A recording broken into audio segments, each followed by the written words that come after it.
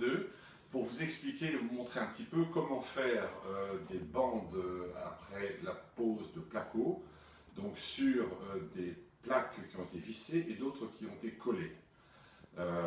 La difficulté, si difficulté il y a, c'est effectivement d'avoir le meilleur rendu possible. Donc on va vous expliquer durant ce petit reportage comment réussir à faire de belles bandes de jointoiement. La deuxième partie étant sur les coffrages, donc on vous a montré précédemment les coffrages et les plaques.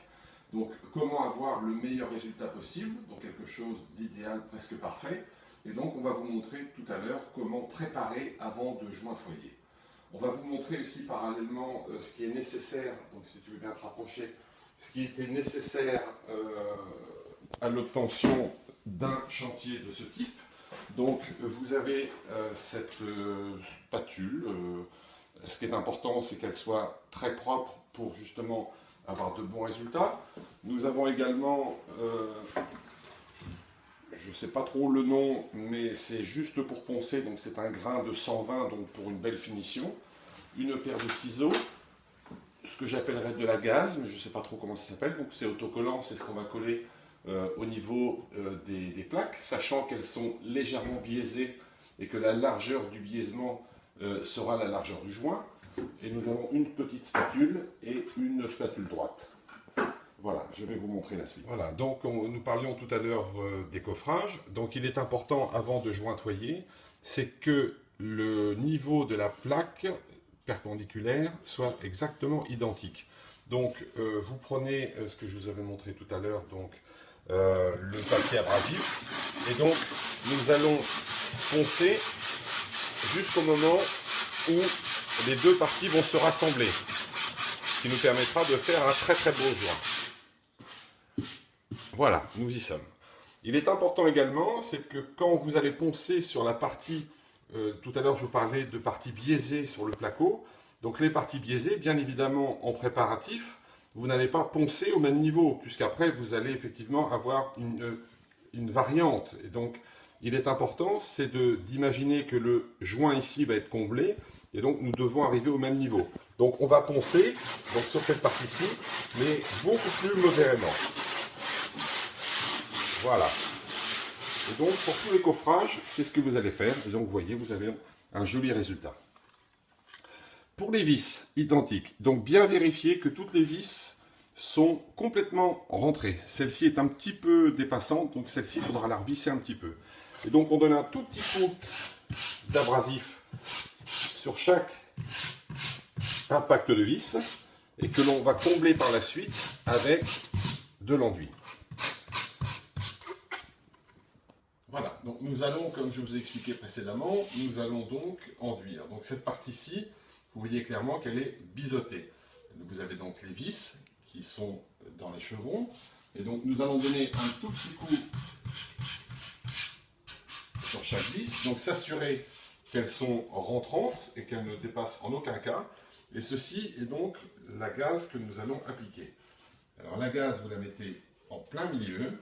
Et donc vous l'appliquez comme ceci. Donc c'est plus ou moins autocollant. Et donc on la coupe à la bonne distance, jusqu'en bas. Voilà, donc c'est très facile. Et donc, voilà. Voilà, nous allons faire identiquement la même chose ici.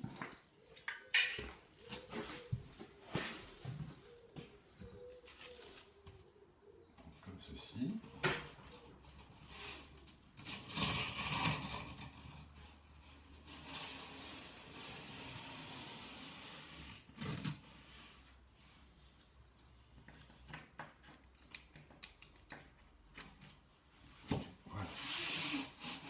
Là, vous êtes déjà prêt pour votre premier joint. Alors, pour ce faire, moi j'utilise personnellement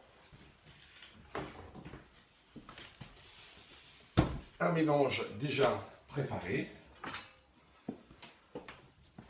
Alors, il vous faut pour ceci, donc ces trois instruments. Le premier, qui va vous permettre, à petite dose, de colmater les trous des vis.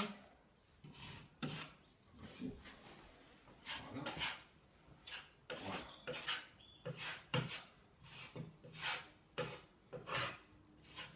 Alors maintenant nous allons faire la partie un petit peu plus compliquée, mais à peine. Il est surtout très important, c'est de ne pas essayer sur une seule prise de compenser l'ensemble du joint. Donc on va le faire en plusieurs prises. Donc vous étalez comme ceci. Donc, comme vous remarquez, le résultat est très sommaire.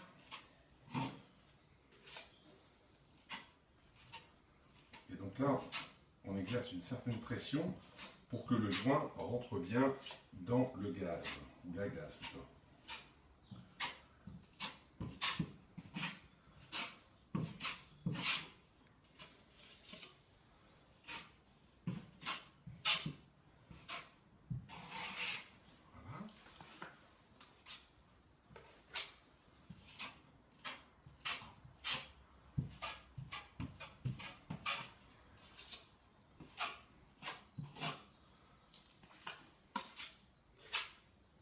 Et voilà. Alors maintenant, nous allons changer d'outil et nous allons prendre celui-ci. Alors l'avantage qu'il a, c'est qu'effectivement, il reprend les deux parties plates du placo. Et donc nous allons, sans exercer une pression trop grande, remonter. Et donc nous allons refaire un deuxième passage. On va avoir quelque chose, et là vous voyez qu'effectivement, oui, voilà. Là, on a quelque chose. Voilà.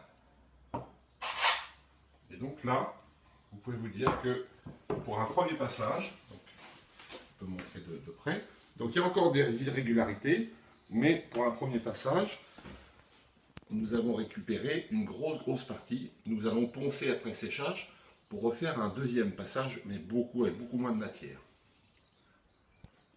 Voilà, donc comme nous vous avons montré, donc, on a comblé les joints, on a comblé les coffrages, on a attendu une demi-journée pour que ce soit vraiment bien sec pour qu'on puisse poncer.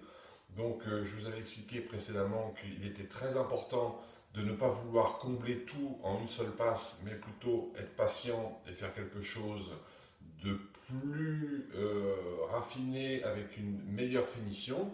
Donc là, on va vous montrer un petit peu ce que l'on a fait au niveau des joints.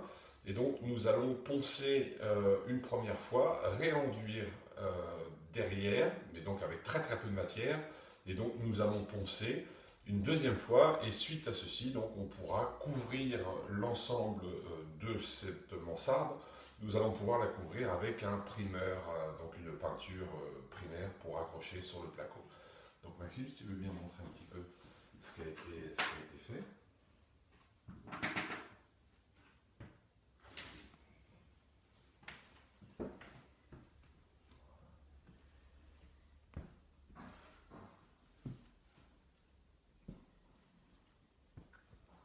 Voilà, donc nous allons poncer, donc très peu de matière à retirer.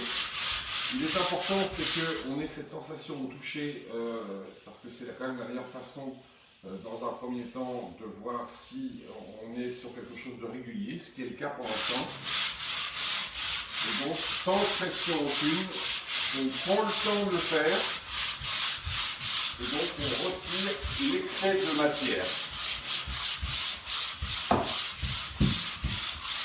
Donc vous voyez, il n'y a pas trop de poussière.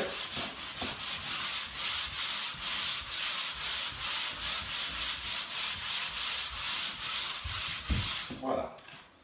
Donc ce qui est important aussi, donc là maintenant on va remettre un tout petit peu de matière. On a aussi les joints qui sont également à terminer. Et donc on va rajouter, mais là vraiment très peu de matière. Et ce qui est important lors du deuxième ponçage, c'est qu'avec cet éclairage, en faisant une partie léchante comme ça, donc il lèche les murs, là on voit les petits défauts. Donc je ne sais pas si ça se voit bien, donc on les voit.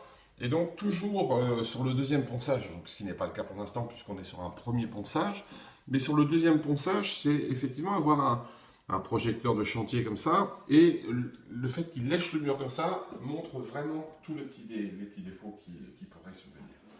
Donc là, ce que nous allons faire, nous allons donc remettre de la matière. Voilà. Donc, deuxième passage, vous voyez, j'ai vraiment très peu d'enduit. Donc, je commence à bien étaler.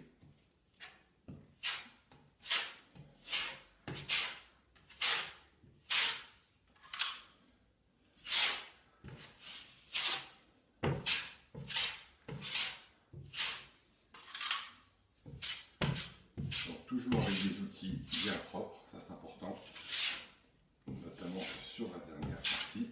Voilà.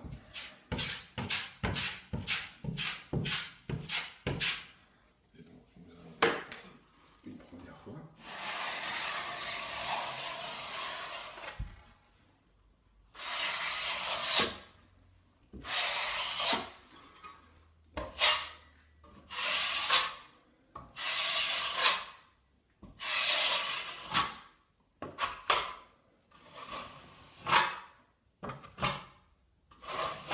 Et donc là, on va exercer une pression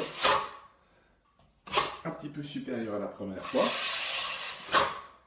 Sachant que pour comprendre aisément, c'est qu'à partir du moment où la première partie est sèche, donc on peut appuyer la deuxième partie de l'enduit, et donc bien évidemment il ne va pas se rétracter, donc les choses restent bien dans l'état.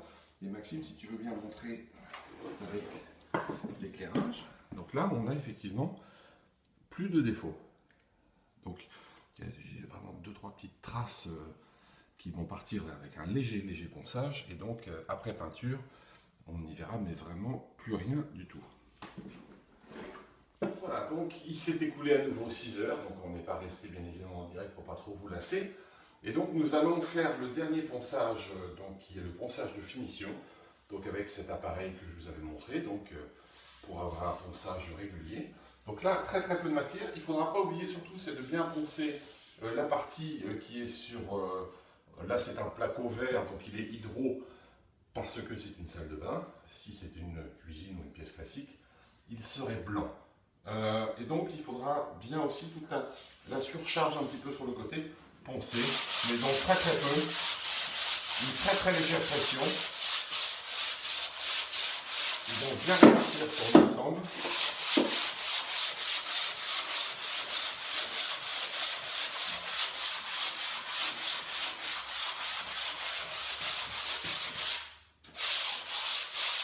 Voilà, donc pas beaucoup plus que ça.